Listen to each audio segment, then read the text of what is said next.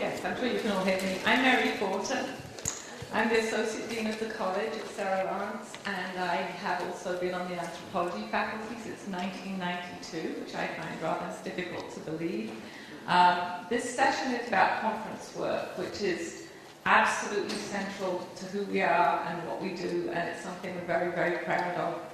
I'm going to take just a couple of minutes to describe to you what it is, and then I'm going to ask each student to speak very briefly about their experience of conference work, and when all of them have spoken, then we'll open this up for a discussion and for questions.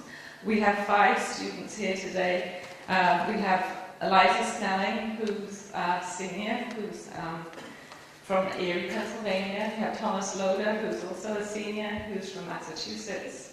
We have Rebecca Braun, who is a sophomore, who's from New York, Seacliff, New York. We have Sandy Palerano, who is also a sophomore. And we have Julia Leonard, who is a freshman. Is that right?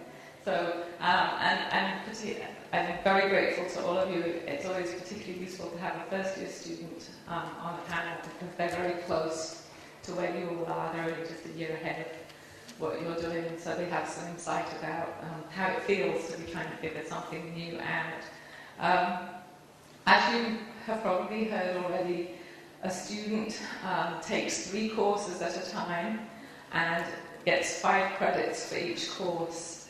People wonder why we only have 3 courses at a time, and that's because of the conference work. And we sometimes refer to that as the hidden curriculum, which is that as well as the seminar or the science work class or the theatre classes or whatever people are doing, there's another piece to the work which is individualized work with the professor.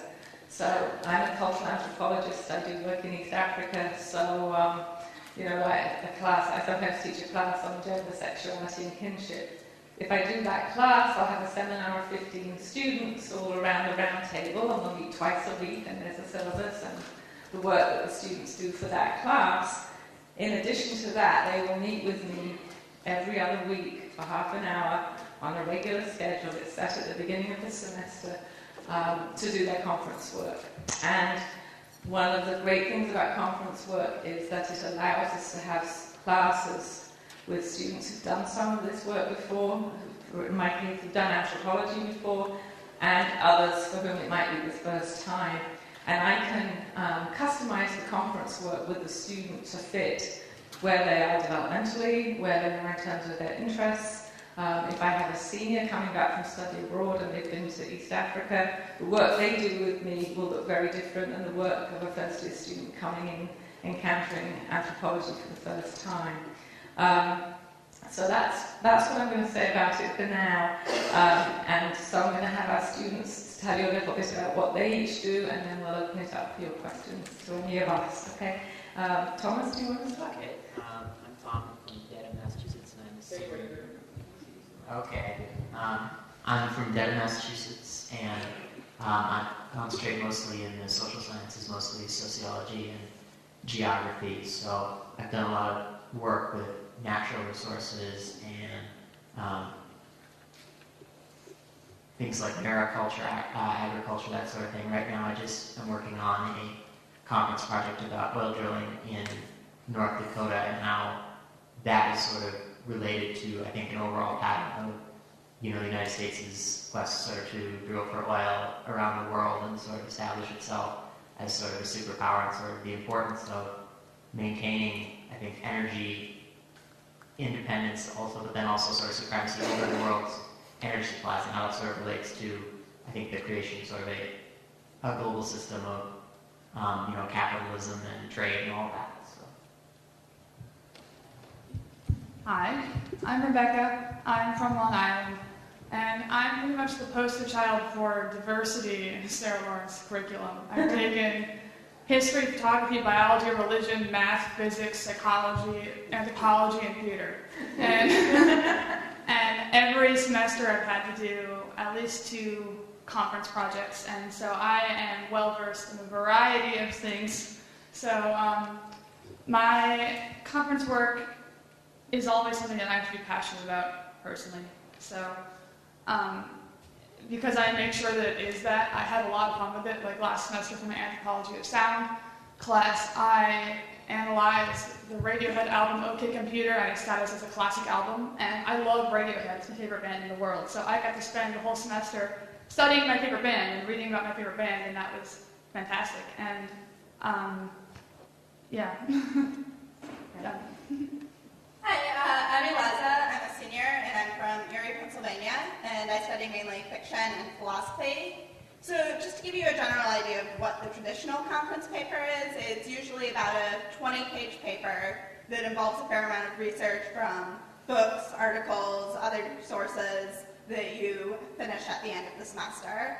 However, your conference work doesn't have to be a 20-page paper. It can be a fiction piece, it can be a film, and that's not just for fiction and film classes that can be the case. For example, for one of my literature classes, the course was Metamorphoses, Ovid to Rushdie, and I was really interested in studying more about the Pygmalion story and the ways that that story has been used throughout time. But instead of just writing a paper about Pygmalion, I decided to write my own version of the Pygmalion story. So I incorporated everything that I had learned from other versions that I had read into my version, and then wrote a critical introduction to it explaining how my version drew on other versions. However, you can also do a very straightforward conference project for my course, Monkey Business, the Continuing Controversy in Human Evolution. I did a pretty straightforward answering the question of, can evolution, biological evolution, account for human altruism? So in that case, I did a pretty clear-cut, persuasive essay for 20 pages. Another thing about conference work is that you can use it to either broaden or narrow the topic of the course. So if it's a course that you don't know very much about to start from, you can do something that gives you more background information that you need to understand the course material. Whereas if it's a course that you know a lot about and you want to get into a very specific thing, you can do something very narrow for your conference work. Hi, I'm Sandy Pelrano. I'm a sophomore and I'm from a lot of places, but my home base is New York. I do international studies with a focus on Latin America, and that means I've taken a course on sustainable development, geography, taken Spanish and French, an anthropology class on Latin America, and a history class on the African diaspora. For conference work, I have had a blast. Last year, I was able to incorporate my Christmas break actually into my work because I went to go see family down in the Dominican Republic, and I got to I used a conversation that I had with my grandma, who's an artist, a pretty famous artist down in DR, and I was able to record it and then transcribe later on with my Spanish teacher and use that as part of a basis for writing about art in the Dominican Republic. I'm very, very interested in education and models of education because I spent my junior year of high school in Central America working with different schools down there, and so I've been able to bring that passion with me here. And so I got to interview some teachers down in Santo Domingo, and I also transcribed that and was able to use that in a conference project on education in the Dominican Republic. So you can have a lot of fun with tweaking your papers so that it's not just using secondary sources. I know a lot of people who do interviews with even just people here in the city, and I actually have a friend who did a documentary on Salvadoran gangs here in New York, and so she went and talked to police, the police department, and was able to interview them, and I can go on. I'll stop there. I'm Julia. I'm a first year, so I'm really new to conferences. I'm originally from Colorado. I am a theater third, but my first year studies is in theater, so I'm doing a conference in my theater third, which is very exciting because I'm designing costumes for it. So I'm making doll-sized costumes of Anne Boleyn and Catherine of Aragon, and then writing the defense of how I designed the costumes and why they're accurate, and if they're not accurate, what makes them inaccurate. I'm also doing some significantly more traditional conference papers, one of which I'm using Machiavelli's The Prince to analyze the Obama campaign tactics,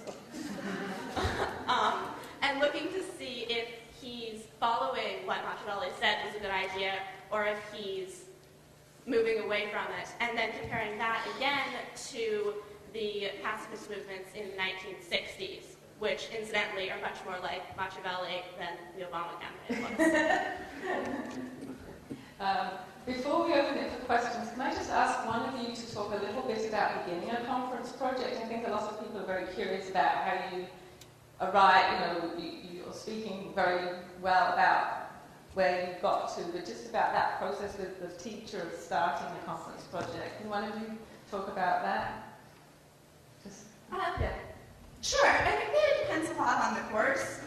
Sometimes you'll come into a course with a very clear idea of what you want to do for conference. Other times you'll come into a course with no idea what you want to do for conference. And when that happens, usually one of the most helpful things is to look over the syllabus with the teacher and see what sorts of areas are related to this course, and then think about personal experiences that you've had, interesting books that you've read that might be related to that, and come up with maybe 3 to 5 general ideas of things that you might want to do, and talk to your professor about that, then narrow it down to maybe 2 and start a little bit of research on each one and see which one really draws your interest. But also, if you do find that you aren't interested in your conference work in the first couple of weeks, it's definitely acceptable to change your conference topic and find something that really draws your passion. And I just would add that often the experience of looking at something that isn't right, isn't the thing, can be very educational for the student. So if a student reads something and then they come back to me and say, well, I really didn't like that, then I will say, okay, tell me about what you didn't like about it and what would you have liked, and that can often be a kind of jumping off point to get them where they want to go. So at the end of the semester, the students do a worksheet, and on that worksheet, they put all the resources that went into the conference work in the end, but they also put down everything that they read in conference, so that if they had a kind of dead end, that's still acknowledged as something that they thought about and worked on, because there are these sort of invisible components to something that you produce at the end. So let's open it up for questions, and I'll try and keep scanning around. So if you have questions, please raise your hand. Yes? What happens if you don't finish your conference work on time? What happens if you don't finish your conference work on time? We pray that never happens. If you started and then you decide you don't like it, so you redo it. Like, what if you started something and you didn't like it, and then you redid it? Like, you've never done anything late. Well, I mean, you can always change your topic as long as it's in a reasonable time frame. I mean, and reasonable just depends on you. I changed my conference. And the professor. And the professor, yeah. I changed my conference topic my first semester in, about halfway through the semester, and that was kind of cutting it close. But it's really important that if you pick a topic and you have to actually go out and read and do research so that you can figure out you don't like it. If you do everything last minute, then you're going to be in trouble if you find out you don't like it and it's, halfway through the semester. So usually if you're on top of your work, it shouldn't be a problem. You can always change in time. If there are extenuating circumstances, like for example a family crisis or something like that, and you approach your teacher, you can get an extension. And I've heard of people submitting their papers over the summer. So, but those that's specifically for like there's some sort of crisis, not that you just don't like your conference topic. Yeah, I mean, I just add as a teacher that what we're doing all the time as faculty is guiding the students through that process. So we can see, you meet with us every other week. We can see if you're getting into difficulty, and we can kind of work with you as that goes along. And then we have other resources if you're having trouble writing or you're having trouble organising your time. If Don can help you, there are other resources to help you. The other thing I should say is that, again, in terms of tailoring the conference work for where the student is at, if I have a first-year student who's never done this before and is finding the whole thing very daunting. In a year-long course in the fall, I might have them do an annotated bibliography as a part of a year-long conference work. So it could be a portfolio. If someone has a lot of trouble writing, they might do a series of papers for me that make up a portfolio of work. So we really do work where the student is. So they wouldn't not finish it because they didn't like it. I mean, it's much more interactive than that as a process. Okay. Who else has a question? Yes. The one that I put on the structure, this is one-on-one, Yes. and it lasts all year long, or once per semester. The conference the question is about the frequency. Are you talking about the meetings with the Well, faculty? I think the meetings are once every 2 weeks, but each conference section with like something turned in at the end. Oh, it varies. We have year-long course. Oh, I'm sorry. You should answer. Sure, there are semester-long courses for which obviously your conference work would last a semester, but there are also year-long courses in which you can generally either choose to do 2 semester-long projects or 1 year-long project. And that decision really just depends on what you feel up to, what your professor thinks is best for you, and that's something that you'll really work out once you're in the course, whether you want to do 2 projects or 1 longer project. It's completely up to you whether you want to do a semester every year. Pretty much. Yeah, and you may also, you may not know until you're going. I mean, sometimes I've had students who are doing year-long. They come back in January and they're like, oh, I really don't know what to do with this now. And I'll say, well, close it out and start something else. Also, it's important to note that in a lot of classes you have the option of doing ongoing conference work or a series of short papers, in which case instead of producing a long work at the end of the semester, at the end of the year, you would bring in work to each conference. So you might write 1 5-page paper each conference or every other conference instead of writing a 20-page paper at the end of the semester. And that's a great way to manage your workload if you have 3 serious academic courses, or it's a great way to broaden a course if it's something that you really want to learn a whole lot about, but you aren't sure what specific area you're interested in yet. Right. Yes. If you don't have a background, if you don't know how to research something in high school, how do they help you learn how to do your own research? Okay. The question is how does the college help students do their own research? I think the professors are really good at making sure that you can do whatever they set you to do. Some of my professors will just say, okay, there's this book and this journal, and you should look at them and look at the bibliographies, and they will really lead you step by step through the process.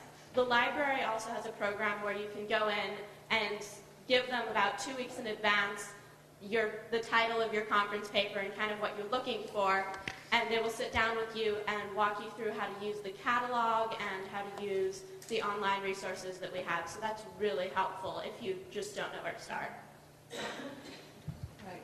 And again, go on. One question, how does the conference work with the language class? You're taking French or Italian? Okay. Yeah. How does the conference work with language class? Sure. I think that it's different for different levels of languages. I took advanced intermediate Spanish, so at that point I was able to write fairly well in Spanish. So what we did for conference was we just had a slightly truncated project. So I wrote a 10-page paper for each semester of my Spanish course in Spanish and did the research in Spanish. So that gives you the opportunity to feel really confident in that language if you're taking a more advanced course. And then when I went abroad the following year and had to do full-length papers in Spanish, having had that experience doing a shorter paper in Spanish, but something that was still substantial, really gave me the confidence to set out on 20-page Spanish papers. But for a less advanced language, has anybody taken a beginning language? Well, I think, I haven't taken a beginning language, but I think that in conference you just kind of read with your professor and you practice your oral skills or any grammar issues that you might need help with. I don't think it's a conference project. Right. And also for the language, from what I've heard other students do, it tends to be they read maybe 1 or 2 books. It's not, you're reading and you have a full bibliography at the end. It's more focused. Yeah, for my 2 projects, I did one on the writings of Che Guevara during the period in which he was in Cuba, and I read a series of his speeches. I just had one book of his speeches, and I read those speeches. And for the other semester, I just did it on a single novel and read the novel and wrote a pretty standard short literature paper on it. Yeah, in the beginning languages, there's a lot more face time working on the language and with language assistance also. And then after that, there's more substantive conference work. Is the conference goes on one class, or did it ever involve combination through the class taking, or even all three? Your question is conference always for one class, or could you be combining conference work for... Does the subject that you choose for a conference paper ever, like, you're taking two classes, and you take assignments one topic, and you draw from research from both two of the classes? Yeah, no, that question is clear. I'm just repeating it so people can hear it. The question is it ever possible to do one piece of conference work joining two classes that you're taking at the same time, right? Yeah. You actually can do that, but you do have to get the permission of both the professors, and I'm not sure what the conference meetings are like for that. I did something sort of, I did all three of my projects on the Dominican Republic last year, so my first section on history and just bringing the background into all my papers, those were all similar, so I just made sure my professors were okay with me writing the same thing. And you have to write in more. Spanish from my Spanish class, but it was the same. It was the same section basically. So. Yeah, I've supervised conference work where I had a student this was actually a long time ago, but she did a year-long conference project on American appropriations of indigenous American religions, so sort of all the different ways that mainstream American society kind of takes bits of a Native American society and uses them for spiritual ways. And so she did it as like a two-thirds of her program conference paper. And she had to get the permission of both me and Charles Rouse, who's a sociologist. And she had individual conferences with each of us. And she was working on different aspects of the project with each of us. And then from about, a couple of times a semester, we would all meet together. And then, of course, she had to write something much longer because it was 2 parts. But, we're very flexible. We really want people to be intellectually curious and productive, and we'll do what we can to facilitate that. Okay. Yeah. You study abroad, especially for a year. How do these credits translate into the seminar conference system, if they are approved? The question is, if somebody studies abroad, how do the credits that they earn abroad transfer back into our seminar and conference system? Well, usually what happens is before you go abroad, there are certain abroad programs that are approved by the school, which you get automatically. If you're accepted, you can automatically go. And then there are some that are not officially sanctioned by the school, which you can petition to go on. And usually what happens is you contact the people either here in the United States. A lot of the programs are run out of like Butler University or Adelphi University on Long Island. And you contact them, and you will usually choose your courses ahead of time that you're going to be taking, and then which was in my case, and then you will make sure with your study abroad advisor, with the academic deans, that those courses are okay credit-wise before you go, because a lot of times they don't have necessarily seminars like we do. They don't have necessarily conference projects. So it's usually you try to set that up ahead of time, and it usually transfers out, perfectly fine because it's set up ahead of time. I actually changed while I was over there, and I was in Bath, England, on the west coast of England for my first semester last year, and I was originally taking a course on children's literature, which I didn't like, so I switched into another course on James Joyce, and I originally was not going to get credit, but I sent them a copy of, some of the papers I had done, some of the reading I had done, and they approved it for full credit. So usually you want to make sure that's taken ahead of time, but if not, you can usually work it out. You just have to make sure that you're in contact with them, making sure that everything's approved by them for transfer credit. Another question?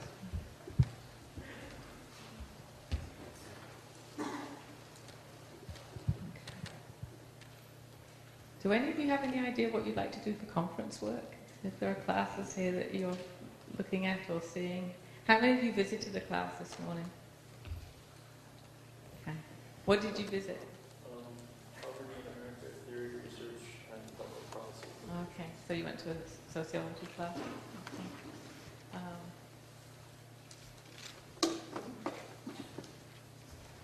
Let's see.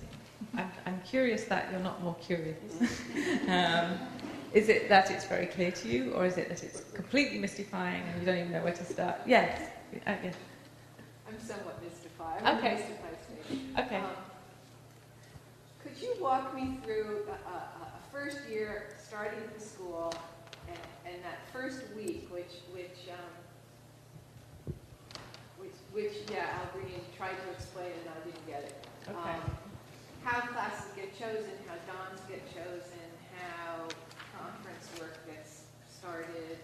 Just The whole thing? well, I don't know, an overview. All right. Do you mind if I have a go at that? Sure. And then you can chip in. There's several things. There are many things going on when the student comes in the first week. They're assigned to a first-year studies class based on some selections that the students made during the summer. We asked them to identify, I think it's 4 or 5 classes that they would enjoy. We're not, in fact, asking them to prioritize them, although they always think that is what we ask them to do. The Dean for First-Year Studies builds first-year seminars. She around the students' choices, the advising strength of the professor. So there are first-year studies. There are usually 28 first-year studies classes. Those are pre-assigned. And when the students arrive, they see their Don and their cohort on that first Monday. And they are given guidance about how to do registration. Okay? At that point, they're then looking for 2 more courses. And they participate in registration with the other students. And they interview the faculty.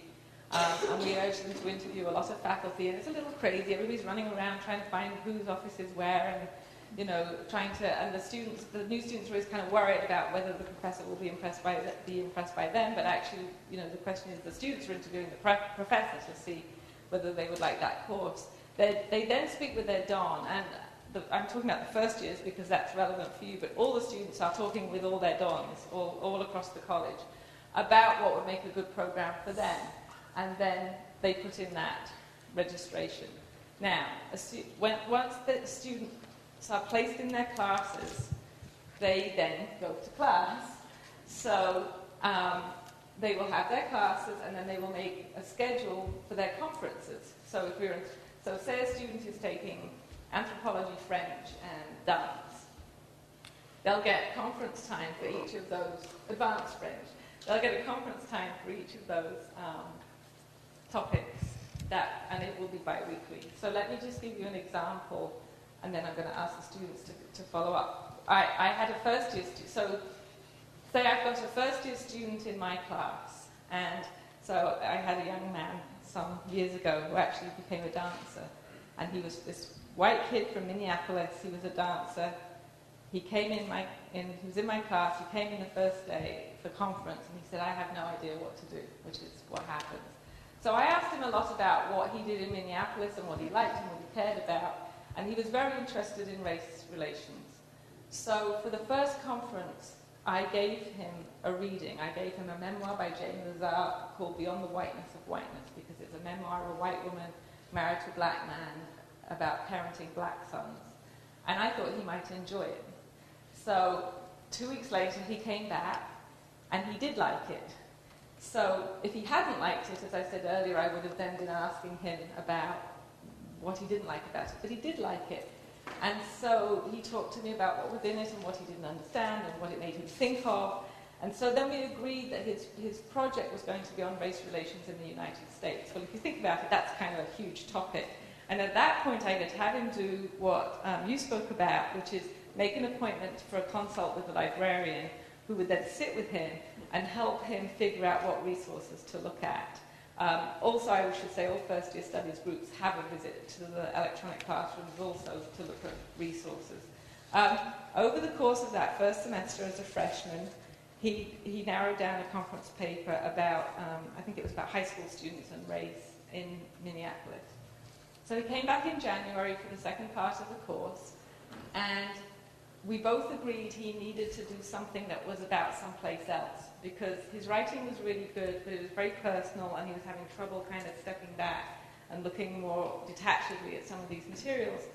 So he ended up doing this really beautiful paper second semester about Sophiatown, which is a town that was in South Africa during apartheid, which was actually bulldozed by the government in 1956, because it was this multiracial town full of writers and artists and dancers that were just, you know, very vibrant and a huge threat to apartheid. So he ended up writing about that, which brought together his interest in dance, his interest in race relations, in a really nice paper. And then I was really happy because for his junior year abroad, he went to South Africa. So I think, I mean, that's the kind of the process. And let me ask these guys if they want to add in terms of kind of getting started. Well, I have to say that the interview process is one of the best tools for finding your classes, hands down. And it is a very, very stressful time, but I love the interviews because I know how I like to work and how I study and how efficient I am in certain things. So it's a really great opportunity for me to see which teacher will allow me to kind of do the work that I want to do in that sense. So I know that I take a while to decide on a conference project. So I go and I ask the teacher, do you want a draft of my paper at any sort of time? Do you want an outline? Do you want this? And then if they say yes, I'm like, okay, maybe it won't be such a good match. If they say, it's true.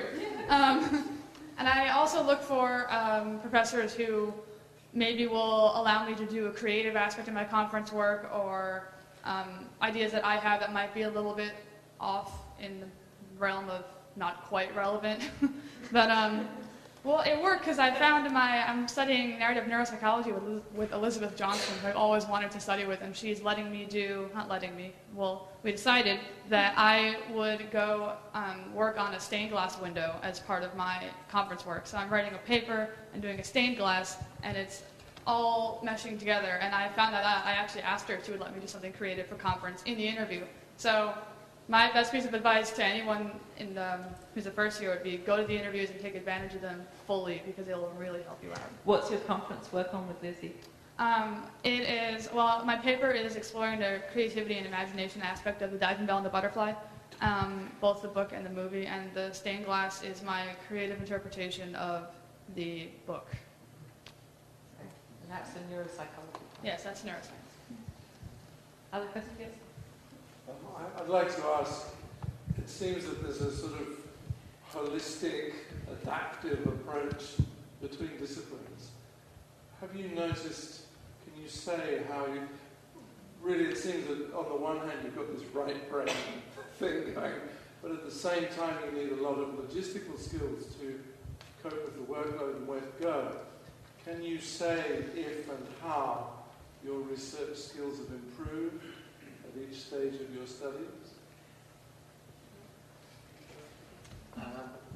Well, I think as a first year, I didn't really know how to research. I think a lot of people don't, and then it's not terribly stressed in high school. So I think coming into it, you really sort of learn. I think one of the best things is talking in conference with your professors. So they will recommend. So if you don't, one of the things I think someone has asked about, like, how do you, if you don't like your conference? So I think one of the best things is to not say, I'm going to do this right away. I think say, okay, as I think Mary talked about, was sort of, I'm going to do race relations in the United States. So, read theories about that, read, case studies about that. And then I think you'll gradually sort of find things that you're more interested in. I think you'll just basically become more familiar with how to use, I think, the library and sort of how to use journals. And they'll teach you how to use, I think, if some of you are familiar with JSTOR, LexisNexis, things like that, which are, I think, invaluable, I think, in a small college like this.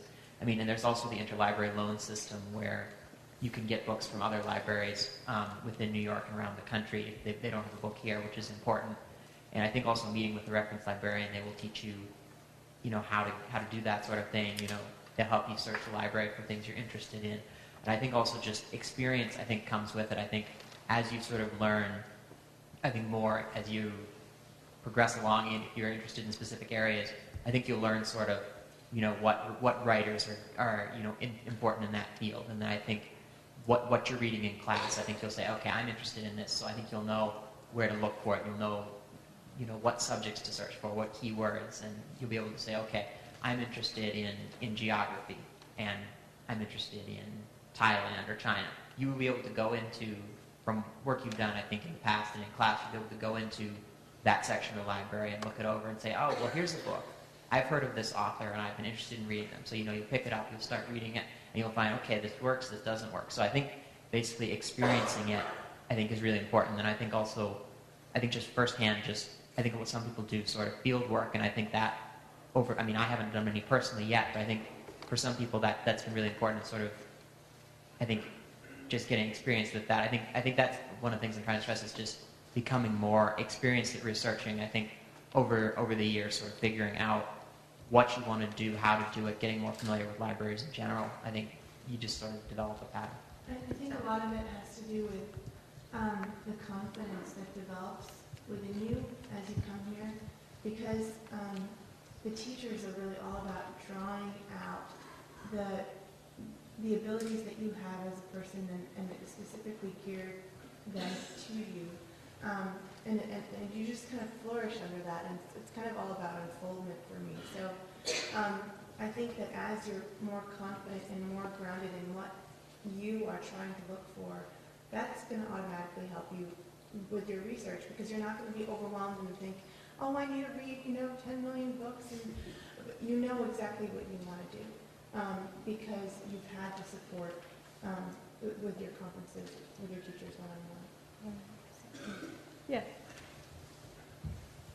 I'm slightly moved by everyone's describing how to sit down in the library and book to find resources, because what I'm accustomed to doing is, okay, I had this topic and go research online at a local library, find and narrow it down to I think discipline, and then go over to the library to find more specific resources. So. All right, so you're describing the process that you've done in high school, which is sitting down in the library and focusing down on a particular topic. So it sounds a little like you're not recommending that process for the conference paper, and I was wondering why. So the question is a beautiful question. It's that in high school you're encouraged, it sounds like you're encouraged very quickly to focus on what it is you want to study. I'm sorry. It sounds as though in high school you're accustomed to being encouraged to focus very quickly on what it is that you're going to Not research. necessarily really quickly. Do some broad reading and pick out the things that most interest you, and then try to find a little more about those things, narrow down further, then go talk about it. Okay. So maybe pick a topic, research it for about a week, and then go talk about it. Okay. And it sounds to me like you're not recommending. Yes, I think the question is about how the research is done, and I think it's about when you identify this topic. And it sounds like what you're saying in high school is that you pick the topic quite quickly and then research that topic, and that's different than what you're hearing from these guys in terms of the process of learning. Does it assume that you don't have a topic yet? They generally come in without a topic to start with, right? I mean, is that what? Could you talk about that a little bit? How you come to the topic? Sure. I think that it starts off, at least for me, very, very broad. For my Diving Bell and the Butterfly conference paper, I just knew I wanted to do something with that book, but not necessarily, anything specific. So I was going to look at a bunch of different authors like Oliver Sacks and Aaron Luria and compare them all with this one book. And as I read all of these books, I found out that that's not really what I wanted to do. I wanted to do something more creative. So it starts off broad, and then as you read and you find out you don't want to do this, you don't want to do that, you do want to do this, you can narrow it down. So, that's...